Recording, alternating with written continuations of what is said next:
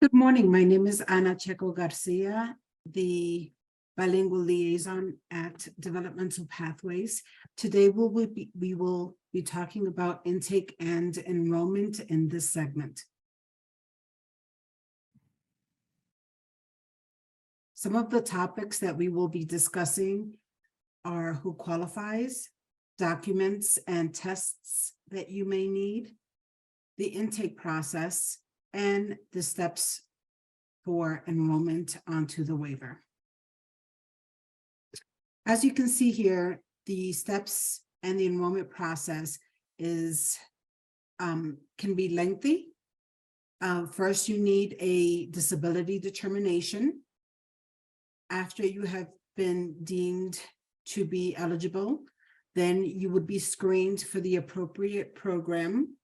We would contact benefits to ensure that services have begun and that you have begun all the documentation that you need in order to have benefits in place. You will then have a SIS assessment, or the support intensity scales assessment, the 100.2 assessment, and then finally you get to select the services that you want and the providers for those services. But going back to the disability determination, before you can select a waiver, you have to first be diagnosed as intellectually or developmentally delayed. And that typically occurs in a couple of different ways.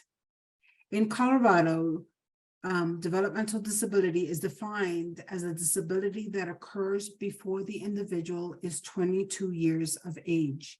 It is caused by an intellectual disability or a related condition such as Down syndrome, a brain injury, autism.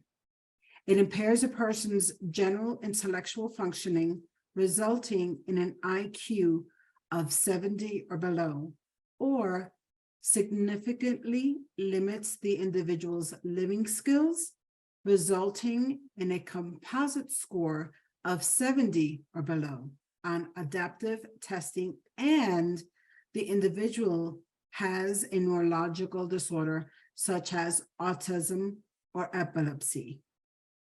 Just FYI, children under 5 with a developmental delay also qualify for services. The determination process is done by the intake team, and they would send you the appropriate application as well as the releases of information. After you submit the information back to the intake team with the supporting documentation, it must be completed within 30 days of receiving all the documents. What tests are needed? Well, medical proof of an intellectual disability or neurological condition, plus an IQ test or an adaptive test. If using an IEP, a signature of the evaluator must be on that document. Testing that can be accepted for determination, as indicated: IQ test, cognitive tests such as the preschool and preliminary scales of intelligence, the WPPSI, number 4, the Stanford Binet Intelligence Scales, the Kaufman Assessment, the Woodcock-Johnson Reynolds Intellectual Assessment Scales, 2nd edition. There's some nonverbal testing as well. The Comprehensive Test of Nonverbal Intelligence, 2nd edition.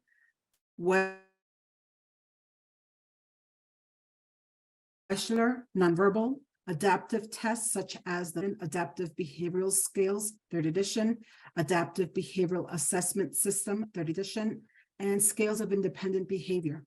When you are going through the intake process, the intake case manager will give you a list of the testing that is acceptable for the needed determination. IQ test requirements are from ages 5 through 17 is one IQ test after the 5th birthday, and an adaptive test within the last 3 years.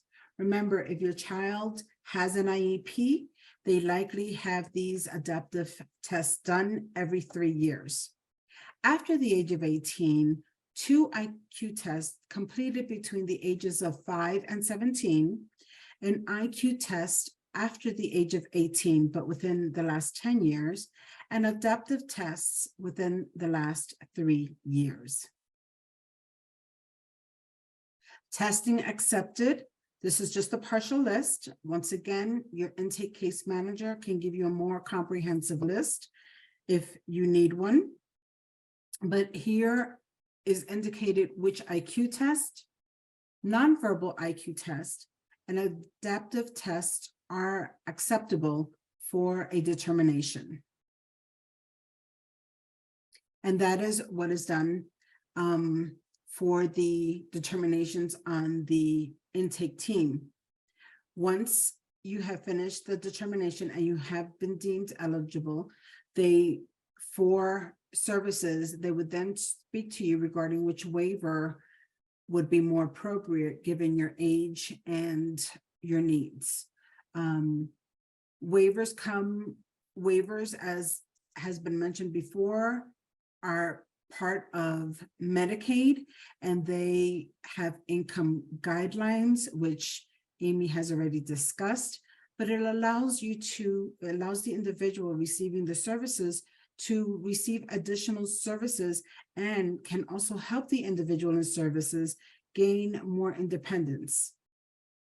Some of the documents that are needed when enrolling in one of the waivers are verification of their citizenship via birth certificate, social security card, photo ID such as a passport or a state ID, Colorado active Medicaid, social security, a PMIP or a professional medical information page, which indicates what the diagnoses are from a physician or medical personnel, as well as if they have any guardianship paperwork, adoption paperwork, name change paperwork, and or trust information.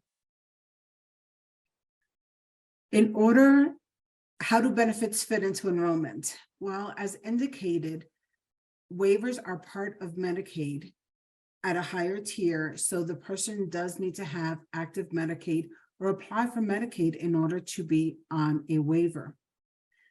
If the person does not have Medicaid, they will be required to apply for Medicaid if it's not currently in place. As mentioned earlier, there also needs to be a disability determination that the person is disabled, and this can come in 2 forms. They must meet the Social Security's disability definition via an application if they don't already have Social Security benefits in place. That application is the Medicaid disability application. If the individual has trusts, all trusts need to be verified via HCPF, and it can take up to 3 to 6 months for them to review the trust that the individual has. So as you can see here from the timelines, this is not a quick turnaround process that will happen in a month. It takes time to coordinate all the services that go into place before any of the enrollment activities can occur. When the person has been deemed eligible and their benefits have been started and or the information has been sent to the county for approval, assessments occur. And these assessments determine the functional eligibility of the individual. They're typically done at home. However, due to COVID, sometimes they can occur via Zoom. And things that are looked at are the activities of daily living, or how the person does with feeding, eating, dressing, mobilization, transfers, going to the bathroom, things of that nature. In addition to the 100.2 assessment, a SIS is completed. Once again, the SIS is the support intensity scale, and it is a scale that determines the level of the support that is needed by the individual. This is something specific to the two adult waivers. It does not occur for any of the children's waivers. So if your loved one is on a children's waiver, they will need to receive a SIS when they are transitioning onto the adult waiver. In the enrollment process, after the determination has been completed, after they have applied for benefits, and they've completed the 100.2 assessment and have completed the SIS assessment, then the fun stuff can begin, which is selecting the services and selecting the providers for said services. In the SLS waiver, the enrollment case manager will work, the intake case manager will work on the determination and loop in benefits, as already has been discussed. Then you will work with an enrollment case manager who will assist you with all the assessments. These take time.